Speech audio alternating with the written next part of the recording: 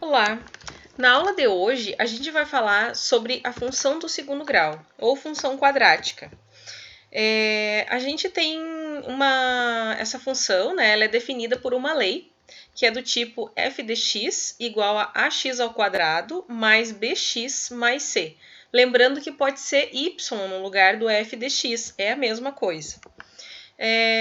Nós temos aqui, então, três elementos, né, o a, o b e o c. Na função no primeiro grau, nós tínhamos somente ax mais b. Agora, nós temos o a, o b e o c. Então, nós vamos ver o que eles vão nos remeter quando a gente for falar do registro gráfico, porque isso vai nos remeter a uma parábola. Lá na função no primeiro grau, nós tínhamos uma reta. Agora, toda vez que nós tivermos uma função do segundo grau, toda vez que aparecesse 2 no expoente aqui do x, nós vamos ter uma parábola. Então, o nosso A, o sinal desse A, vai nos dizer se a parábola tem concavidade voltada para cima ou concavidade voltada para baixo. O que eu coloquei aqui? De maneira, né, mais informal, a gente fala que ela é sorridente, né, um sorriso, feliz, ou triste. Por que isso? Porque feliz seria a indicação da parábola com concavidade voltada para cima. E o triste seria para indicar a concavidade da parábola voltada para baixo. Então, o sinal do A, se o A for positivo, lembra, né? Positivo é bom, bom, feliz. Se o A for negativo, negativo é ruim, ruim é triste. Então, basta a gente olhar o sinal desse A que a gente vai saber como que é a concavidade da parábola. Lá na função no primeiro grau, nós tínhamos o termo o coeficiente angular, né? Nós tínhamos o coeficiente linear e ele era um termo sozinho, né? Ele era somente um número. Não era acompanhado do x, né? O a era acompanhado do x e o b era o termo que ficava sozinho. Agora, na equação do segundo grau, nós vamos ter que o c é o termo que está sozinho. Então, ele está fazendo as vezes do B lá na equação do primeiro grau. Agora, o C, que é um termo que vai ser somente um número, que não é acompanhado de uma letra, ele vai indicar a mesma coisa que o termo B lá da reta nos dizia. O termo B, ele indicava o local exato, né, o número exato onde a reta cortava o eixo Y. Pois agora, como nós temos uma parábola, o termo C, ele vai nos indicar exatamente a mesma coisa, ou seja, ele vai nos indicar o número, o local exato onde agora a parábola corta o eixo Y. E o termo B, pessoal, o sinal dele, lembrando, né, que é o sinal, que nem o A é o sinal, vai indicar se é a perna ou o ramo, eu coloquei aqui entre aspas, né, porque ou vai ser a perna que sobe ou a perna que desce, né, ou o ramo crescente ou o ramo decrescente da parábola, que vai cortar o eixo Y. Então, a gente vai ver isso aqui agora com alguns exemplinhos que eu vou falar com vocês. Então, por exemplo, aqui, ó, eu coloquei aqui para a gente ver os elementos de uma parábola, né? Essa parábola ela vai ter vértice. Esse vértice ele vai ser formado por duas coordenadas, uma coordenada x do vértice e uma coordenada y do vértice. E isso vai denotar se é um ponto de máximo ou um ponto de mínimo.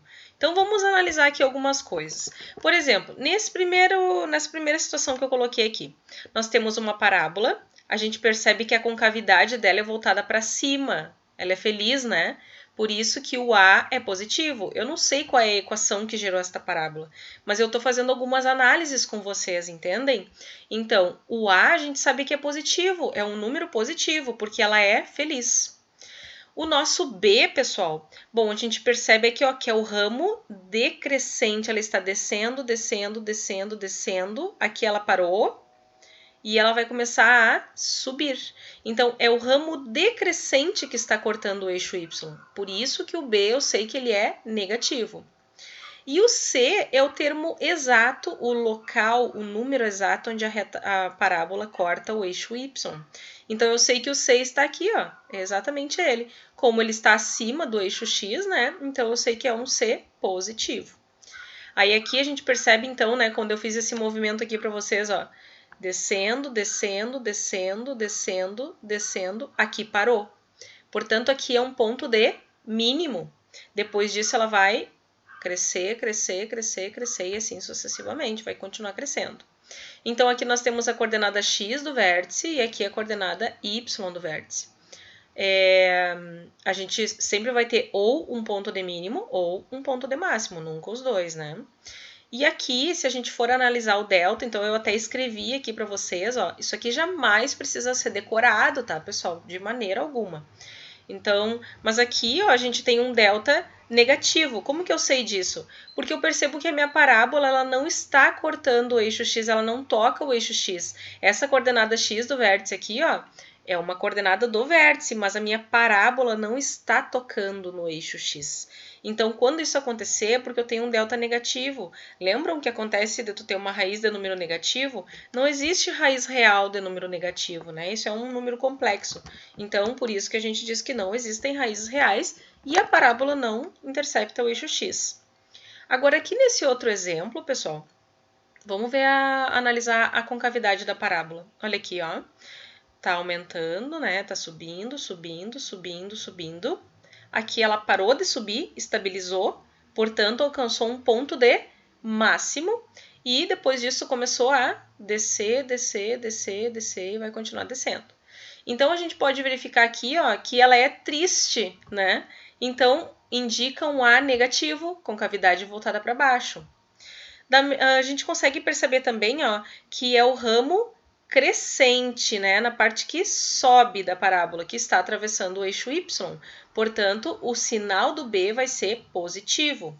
E aqui a gente tem exatamente o termo C da nossa equação, que é o local, o número exato onde corta o eixo y. Então, a gente sabe que o C é negativo porque ele está abaixo do eixo x, né, está nos valores negativos. Aqui, pessoal, a gente percebe que a nossa parábola, ela corta o eixo x neste ponto aqui, ó, e ela também vai cortar o meu eixo x aqui nesse outro ponto. Então, a gente, quando for calcular a Bhaskara, né, a gente vai encontrar duas raízes reais e diferentes. Então, a gente sabe que quando isso acontece é quando o delta é positivo. A gente vai achar, por exemplo, raiz de 25 vai ser o delta. Ah, raiz de 25, né? O delta vai ser 25. A raiz de 25 é 5, então a gente vai encontrar duas raízes reais e diferentes. E a gente percebe também, né, que na parábola a gente tem uma simetria.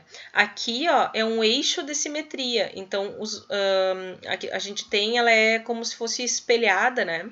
Então, aqui também, ó, a gente percebe... No meu desenho, claro, não tá perfeito, né? Mas a parábola, ela é toda simétrica. Então, a distância daqui até aqui é a mesma distância daqui até aqui. E isso vale para todas as parábolas.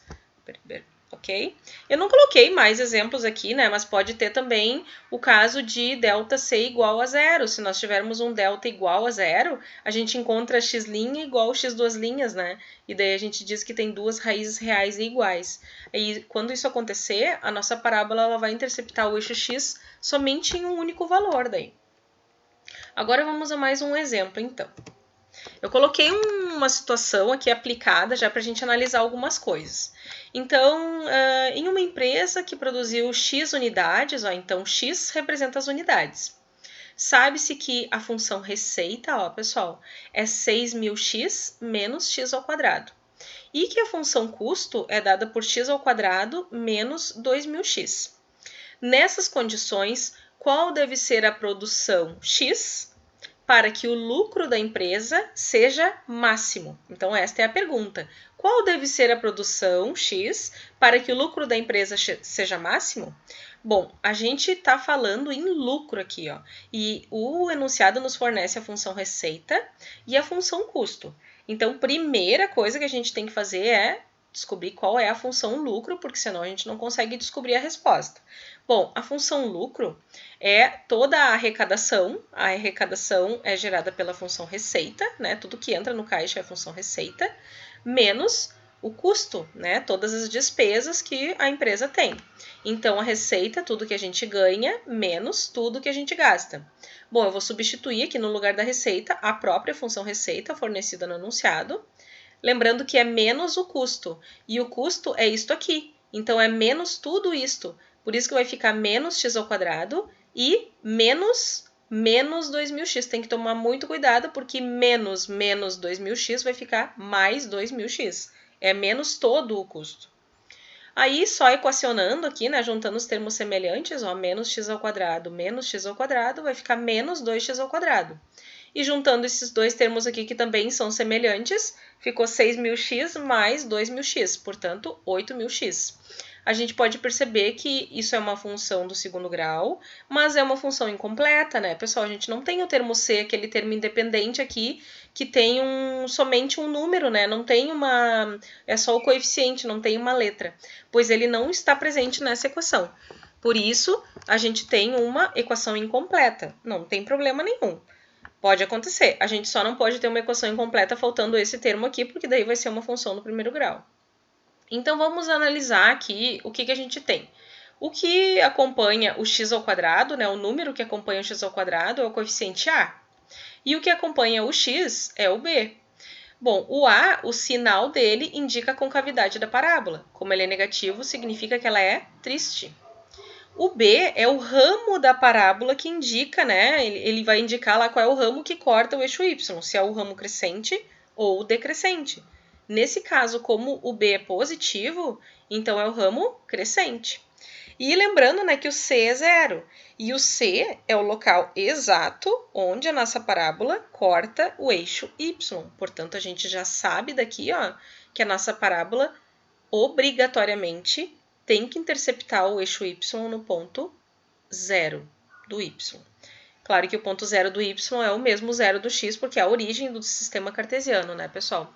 Então, a gente sabe que é uma parábola com concavidade voltada para baixo, que corta o eixo y no 0 e no ramo crescente. Então, só pode ser assim, né, voltada para baixo, corta o eixo y no 0 e no ramo crescente. Então, ela vai subir, subir, parar e em algum momento ela vai ter que começar a decrescer. Aqui, então, a gente tem uma função lucro que depende da quantidade produzida e vendida, né? Então, é o lucro em função da quantidade. É sempre assim, né? A função, aqui tu tem a variável que depende, né? O lucro depende da quantidade de unidades vendidas. Bom, aqui a gente está representando, então, graficamente, esta equação aqui, ó, pessoal. Então, a gente quer descobrir qual deve ser a produção para que o lucro da empresa seja máximo. Então, bom, vamos ver aqui uma análise gráfica. Se a gente for pensar no lucro, né? Aqui o lucro está negativo, ó, ele está abaixo do 0, mas ele está aumentando, aumentando, aumentando, aumentando. Neste ponto aqui, onde está o mouse, o lucro é exatamente 0, mas ele continua aumentando, aumentando, aumentando, aumentando, aumentando. Neste ponto aqui, ó, pessoal, que é o vértice, nós temos um ponto de máximo. E esse ponto de máximo, ele tem duas coordenadas. Uma coordenada x do vértice e uma coordenada y do vértice. A gente tem que analisar o que elas representam. A minha coordenada x do vértice representa unidades. Então, significa que aqui eu ainda não sei que valor é esse, tá? A gente está só analisando o que eles representam. Depois a gente comenta como que eu achei esse valor. Eu tenho que pensar que aqui, ó, nessa coordenada aqui, eu tenho a quantidade vendida que torna o meu lucro, porque eixo y é lucro, máximo, porque é um ponto de máximo. E eu quero saber qual deve ser a produção, ou seja, quantas unidades para que o lucro da empresa seja máximo. Então, a pergunta está querendo saber, né? A questão está querendo saber exatamente isso aqui, ó. Quantas unidades eu tenho que vender para obter o lucro máximo? Se a pergunta fosse qual é o lucro máximo, aí seria a coordenada y no vértice. Mas a pergunta é quantas unidades vender para obter o lucro máximo. Então, ele está querendo saber qual é o x do vértice. A gente tem que tomar muito cuidado, porque a gente acaba confundindo e achando que toda vez que tem uma função de segundo grau, é necessário calcular a Bhaskara. E nesse caso, não precisa. Né? Eu até coloquei aqui as raízes, depois a gente vai comentar elas, mas nesse caso, a resposta da pergunta seria somente o x do vértice, né? Porque eu quero a quantidade, a produção, né, x, que é a quantidade, para que o lucro seja máximo. Então, eu vou calcular o meu x do vértice. A formulazinha do x do vértice está aqui, é menos b sobre 2a. Então, menos é da fórmula. O B é 8.000. Se o B fosse menos 8.000, ficaria menos 8.000, tá? Tem que tomar cuidado para levar o sinal junto. Então, menos o B, tá aqui, sobre 2 vezes o A. O A é menos 2. Então, na verdade, multiplicando aqui, ficou menos 8.000 sobre menos 4, que vai dar 2.000. Portanto, 2.000 é a quantidade vendida que torna o lucro dessa empresa máximo. Se estivesse perguntando qual é o lucro máximo dessa empresa, vamos aproveitar aqui para ver todos os elementos. Então, bom, o lucro máximo é a nossa coordenada y do vértice. Então, para a gente encontrar a coordenada y do vértice, tem duas maneiras, pessoal. Ou pela formulazinha do y do vértice, que é menos delta sobre 4a, ou simplesmente se a gente substituir a coordenada x do vértice na função. Por quê? Porque nesta coordenada aqui nós temos o valor da função neste ponto. Então, se nós jogarmos este valor aqui na função, nós vamos encontrar a respectiva coordenada deste ponto. Eu sempre substituo aqui porque eu acho mais fácil, né? Então, se eu substituir lá na equação original do lucro, né? Porque eu estou falando da função lucro, não pode ser nem no custo nem na receita, é no lucro. Então, ficaria menos 2 vezes 2.000 ao quadrado, mais 8.000 vezes 2.000. Aí, resolvendo isso, vai ficar 8 milhões. Então, o lucro máximo, né, é 8 milhões. Se tu preferir substituir na coordenada y no vértice, é menos o delta sobre 4a. Aí, tem que tomar cuidado porque é menos, abrir um parênteses, o delta é b ao quadrado menos 4 vezes a vezes c. Tudo isso sobre 2a. Então, eu acho mais trabalhoso um pouco. Mas, se tu fizer por esta fórmula, vai encontrar exatamente a mesma resposta, ok? Lembrando também, né, outra coisa, que a nossa parábola, ela é totalmente simétrica, né? Então, existe uma simetria. Portanto, nesse caso aqui, ó, pessoal, como aqui ela interceptou o eixo x, o eixo y e o x, né, no zero. Aqui é a metade do caminho. Então, se do 0 até 2.000 é a metade do caminho, é claro que a outra metade do caminho vai ser mais 2.000, né? 0 até 2.000 é a metade, então 2.000 mais 2.000 é a outra metade. Portanto, aqui é 4.000. Mas isso a gente só vai saber isso assim, conseguir verificar isso de cara, né? Quando a gente tiver uma parábola que intercepta aqui na origem. Se ela não interceptar na origem, tu vai ter que calcular a Bhaskara. Nesse caso aqui não precisa, mas eu calculei mesmo assim, só pra gente ver a fórmula, né? Então, eu coloquei aqui a fórmula de Bhaskara, ó. Ela é menos b, mais ou menos, a raiz do delta, aproveitando para colocar a formulazinha do delta aqui, ó, para quem preferir calcular o y do vértice pelo delta, né, pela fórmula. Então, aqui tu tem o delta sobre 2a. Aí, tu vai substituir todos os valores, né, menos o b. Ah, o b é 8.000, então é menos 8.000. Lembrando que se o b fosse menos 8.000, ficaria menos 8.000. Aqui, mais ou menos, 8.000 ao quadrado, menos 4 vezes a vezes c. O a é menos 2 e o c é 0. E aqui também, ó, o a. Realizando os cálculos aqui, né, 8.000 elevado ao quadrado vai dar 64 milhões. E aqui vai zerar tudo, ó, pessoal, porque menos 4 vezes menos 2 vai dar mais 8. Só que mais 8 vezes 0 vai dar 0. Então, aqui zerou tudo, sobrou só raiz de 64 milhões. A raiz de 64 milhões é 8.000. Então, aqui, olha só, a gente teve um delta positivo. Se o delta é positivo, a gente tem duas raízes reais e diferentes. Então, percebe como tu não precisa decorar isso, ó. Tu vai acabar encontrando, consequentemente, duas raízes reais e diferentes. Tá? Então, aqui a gente tem o menos 8.000, mais ou menos 8.000. Foi coincidência que ficou igual aqui, tá? Só nesse caso, sobre menos 4. E isso vai desembocar em duas raízes, então, né? X' e x2'.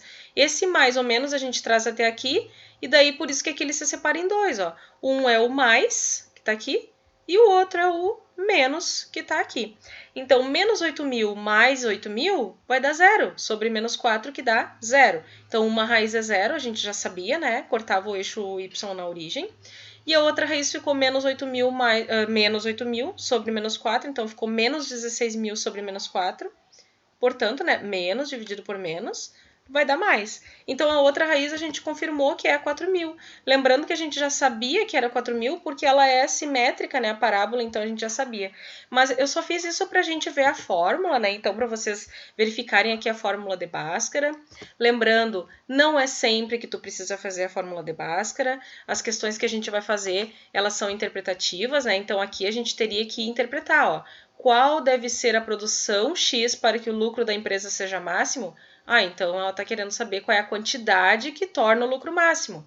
Se eu quisesse saber qual é o lucro máximo, então seria o Y do vértice. E vamos analisar nessa situação o que as raízes, né? Para quando que eu precisaria calcular a Bhaskara? Que pergunta que teria que ter sido feita para eu calcular essa Bhaskara? Bom, então lembrando que aqui nós temos o lucro, ó, ele está negativo, está bem ruim para a empresa aqui nessa situação, né? Mesmo assim, ele está aumentando. Aumentando, aumentando, aumentando. Neste ponto aqui, o lucro da empresa é 0. Lembrando que eixo X são quantidades vendidas e eixo Y é o lucro da empresa. O lucro da empresa depende das quantidades vendidas, da quantidade vendida das unidades. Bom, o lucro dessa empresa ele está 0 aqui, mas agora ó, eu comecei a obter lucro, porque ele está positivo e está crescendo. Então a empresa está indo bem, está crescendo, está vendendo mais, está obtendo mais lucro, está aumentando, aumentando, aumentando, aumentando. Neste ponto aqui, se eu remeter a coordenada y, eu tenho o lucro máximo que essa empresa vai atingir. E esse lucro máximo vai ser atingido com a venda de 2.000 unidades. Se a empresa insistir e quiser vender mais de 2.000 unidades, não tem problema. Ela vai continuar tendo lucro. A gente percebe que aqui, ó, continua acima do eixo X, então o lucro está positivo.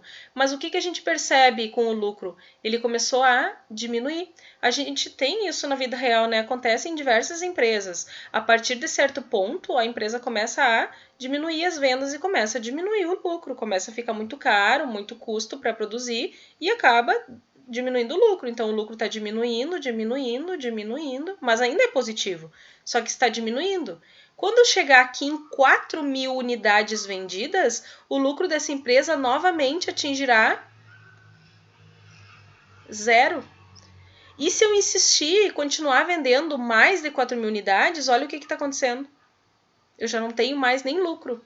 Aqui sim, abaixo do eixo X é prejuízo.